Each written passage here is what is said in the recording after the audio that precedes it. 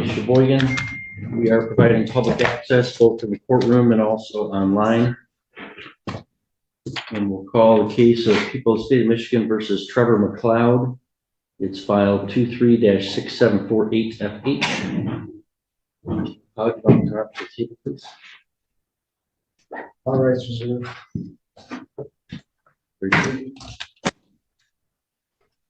Mr. McLeod, we were here last time and tried to conduct the arraignment, and you ended up being held in contempt, and so we're continuing the arraignment to today's date.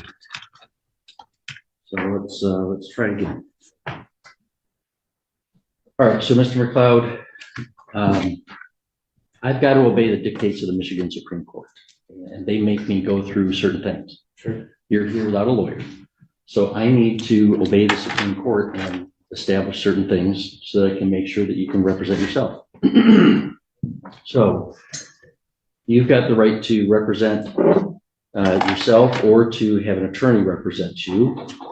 You can't do both at the same time. So I need to establish which one you're choosing. So to do that, I have to first advise you of the maximum charges that you face. Count one is a charge of resisting obstructing a conservation officer with a habitual second notice. It's a felony punishable by up to 3 years and or $1,000 fine. Count two is operating a motorboat while intoxicated. That's a misdemeanor, punishable by up to 93 days and or $100 to $500 fine and or 45 days of community service, suspending the privilege to operate a vessel, cost of prosecution, or emergency response. Mr. McLeod, do you understand the maximum possible sentences for those charges? Can I say something for the record? No. I'm asking you a question. Do you understand the maximum punishments that you face? I don't accept those charges. I got a treaty right here that says I wasn't doing anything wrong. That's for later. All right, Mr. McLeod, you apparently want to do this the hard way again. I'm just asking you if you comprehend the maximum penalty that they're charging. I comprehend. Okay. So, do you understand that you have the right to an attorney, either hired of your own choosing or provided at public expense? Do you understand that right? I comprehend. Okay. Do you wish to have an attorney represent you, or do you wish to represent yourself? I'm presenting myself. I'm here by special invitation as opposed to general appearance or lack of subject matter jurisdiction because of 1836 Treaty of Washington, which was further codified in 2017, states that my vote does not need to be registered, which makes this unlawful investigation fruit of the poisonous tree. Okay, so you wish to represent yourself in this? I'm presenting myself. Okay.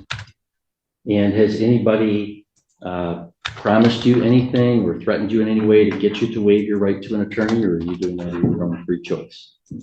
It's not my free choice, it's under duress. But I'm here to so. Oh, you mean that you're not choosing to be here because of the charges? I just mean, so nobody's like making you give up your right to an attorney.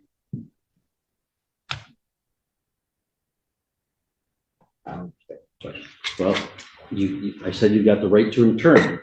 You don't want to have an attorney. Is that your choice, or is somebody like pressuring you to not have a lawyer? Who's pressuring you to be here? That's not what I asked. Okay. Well. Is anybody pressuring you to give up your right to have a lawyer? No. Okay. See, I'm not asking you trick questions. I promise you, Mr. These are not trick questions. All right. So I'm also required to make sure that you are doing this with open eyes, meaning that you understand the risks of self-representation. So as you found out last time, this court has procedures that this court will follow. And when people refuse to follow them, there will be consequences for them. If you're representing yourself, you're going to be held to those same procedures just like a lawyer would. Do you understand that? Do you comprehend that? I comprehend that this court does what it wants and violated the due process when they arrested me. So we lost subject matter jurisdiction. This whole thing is a shame. That's not what I asked you. Okay. Do you comprehend that I'm going to hold you to the same standards of procedures that I would to an attorney? I don't think that's how it should be done. I think there's case law that says that people, when people present themselves, they have different standards. Well, they don't. I mean, I try to work with them as I am with you. I can promise you I don't have these types of conversations with lawyers at the arraignment because they know what they're doing. So I'm trying to give you a little bit more leeway. But you have to follow the procedures as they are dictated by the Supreme Court and the court rules, and as I say them to be. Not what you think they ought to do, but what I say they are. Do you understand that? I don't understand. I comprehend it. Okay. All right. Now, because of that, attorneys have had to, be licensed to understand those rules and have degree from a law school where they've spent 3 years studying those rules. And so there may be things that they're aware of that you may not be. So when somebody represents themselves, there may be a defense to the charge where a lawyer might recognize that defense and present it, and somebody representing themselves might miss that defense. So when you represent yourself, you take the risk of that happening. Do you comprehend that? Comprehend. All right. So let me give you an example of that. About 2 years ago, I had somebody in my court in my other county, similar to your beliefs about the law. And this defendant was raising similar claims as you're seeking to raise here. And they didn't prevail because courts don't agree with those claims. And the person became so disruptive, I withdrew their permission to represent themselves. And I appointed an attorney for that person against their will. The attorney recognized that there was a defense to the charge, filed a motion, and I dismissed the case on the attorney's motion. The person representing themselves would have never recognized or did not recognize that defense. So do you understand, when you represent yourself and give up the right to be represented by a trained attorney, you're taking a risk that there may be defenses that you might miss. I comprehend what you're saying. Okay. So we can just move forward from the attorney. All right. So then the final thing that I have to decide is whether your self-representation will disrupt, unduly inconvenience, or burden the court and the administration of the court's business. If I'm judging it just on last time's appearance, I would say, well, yeah, you're going to be disruptive, so I'm not going to let you represent yourself. Today, you've been tempted to go down that road, it seems to me, but you've trained yourself. So I'll at this point find that you representing yourself is not going to unduly disrupt, inconvenience, or burden the court's business. But you should understand, Mr. McDowell, that changes when you decide that you're going to run this court, which you do not. Then I will withdraw your authority to represent yourself, and I'll appoint an attorney to speak for you, and you won't be allowed to speak. But as long as you're going to, follow the proper procedures, at this point, I'll let you represent yourself. All right. So I will find that Mr. McLeod is unequivocally waiving his right to counsel.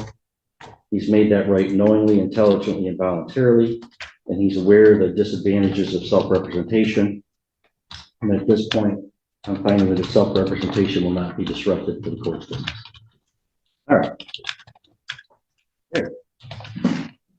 Now, Mr. McLeod, I have to arraign you on the charge itself. Have you been given a copy of the document called information felony, the charging document that contains the charges against you?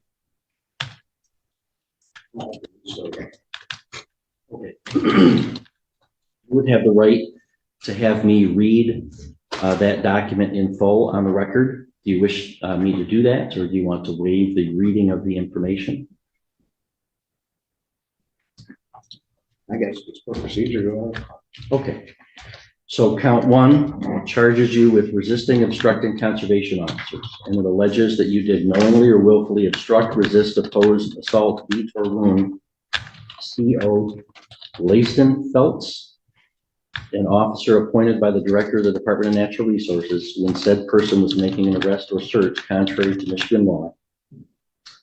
That's normally a high court misdemeanor punishable by 2 years and or $1,000 fine.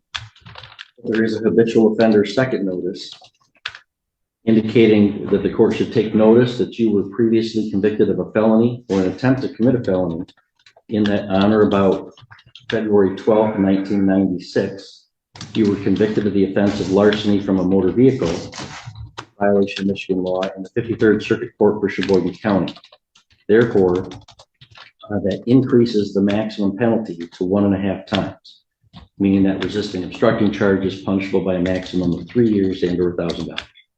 Count 2, marine safety operating while intoxicated, alleges that you did operate a motorboat on the waters of the state while you were under the influence of alcoholic liquor contrary to Michigan law.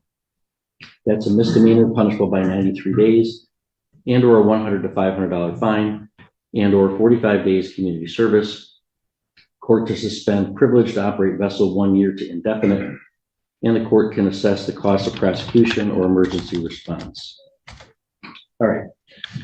Mr. McLeod, how do you wish to plead to those charges? You can either plead guilty, not guilty, or you can stand. I don't plan on pleading because I have a decree right here that says I wasn't violating any laws. Stop being unlawful, which makes everything after approved in the history. So well, that's for evidence. Copy of my tribal card, a copy of the excerpt from the 2017 consent decree. Well, that would be like a motion to dismiss later on, which you could file. In fact, you had filed a couple motions to be heard today, and then you withdrew them. If you file motions and want them heard, I will hear them. I'll hear your arguments, and I'll rule on them on the merits and the law and the facts. But you can't skip the entering of a plea and go right to a motion. So I first have to enter a plea, either guilty, not guilty, or you can stand mute and refuse to enter a plea. Am I understanding that you are refusing to enter a plea?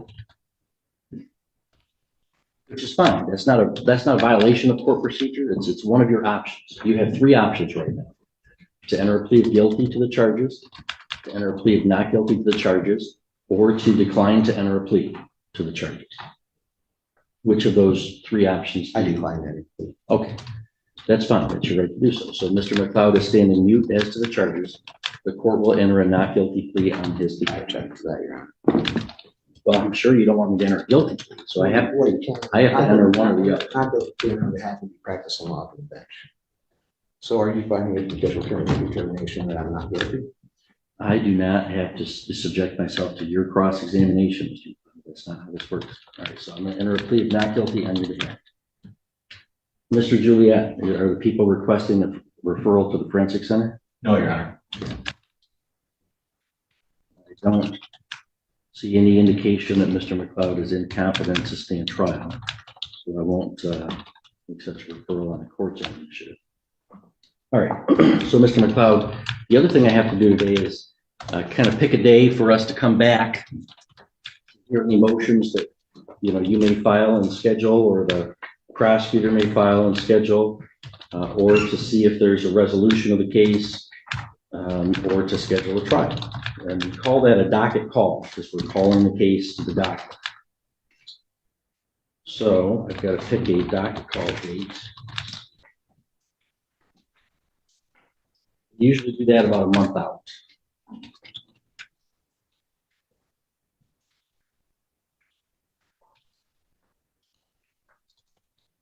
So I could have you come back Tuesday, February 6th at 9 a.m.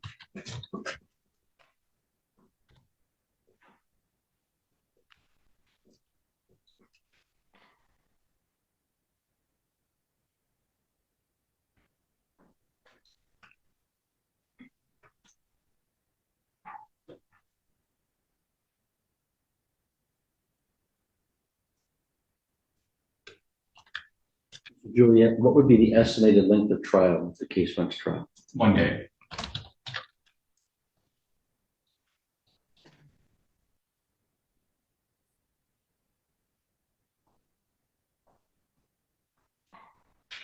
All right, Mr. Juliet, anything further from the people? I received an email yesterday from Mr. McLeod. It what appears to be a dispositive motion.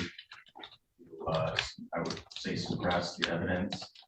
I know he filed a motion based on summary disposition a while back that was withdrawn. I would just request that if he wants to move forward with that motion to suppress, just give us a copy of the written motion. Perhaps the court can hear it on the 6th. I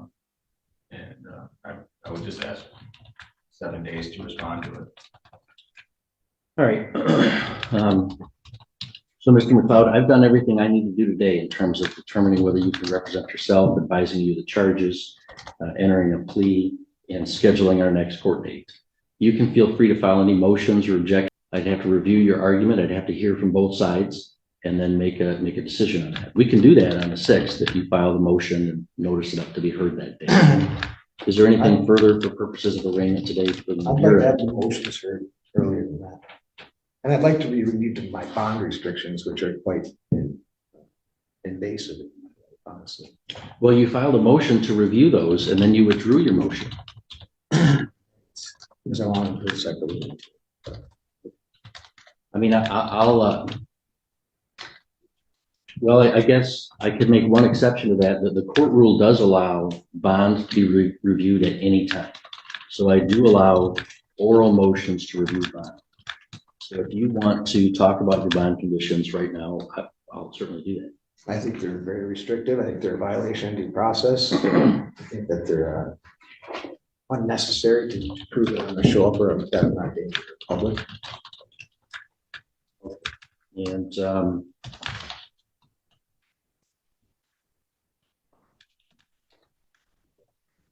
what those conditions are, because I didn't set them. Those are set by the district court. So let me review here. Which conditions is it that you are thinking are unduly restricted? They're having you call every morning to take a drug test. So, is that the only condition you're seeking to have removed? it's really the only one that, well, not being able to leave the state is kind of silly too. I travel for work. All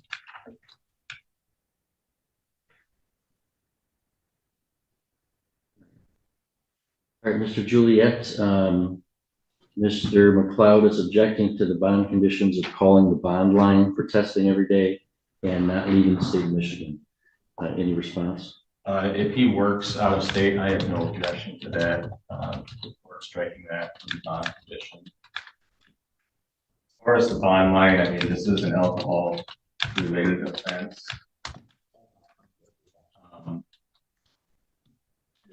It has been a while. I mean, there's been no bond violations, so I don't have any objection to the board striking here. Okay, now the initial conditions downstairs did say except travel for work purposes. Or, I mean, looking at this charge, I've got a misdemeanor charge. I've got a fairly low severity felony charge. So, I mean, if Mr. McLeod, if you didn't show up for court, that would be a problem. But if you wanted to, you know, go to another state for work or frankly for any other reason, I'm not sure why I would care about that. I don't think this is the kind of case where you would pose a flight risk. So I am going to amend the bond conditions to remove the bond line requirement.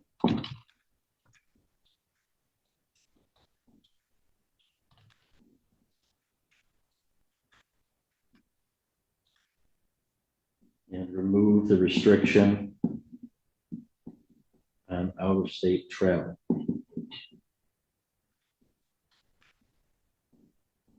If this were a drunk driving charge with a motor vehicle, I don't think I'd remove that because I think I'd still want to have you do testing, but I'm really not too worried. You're going to be operating a motorboat right now anyway, so I'll grant that request.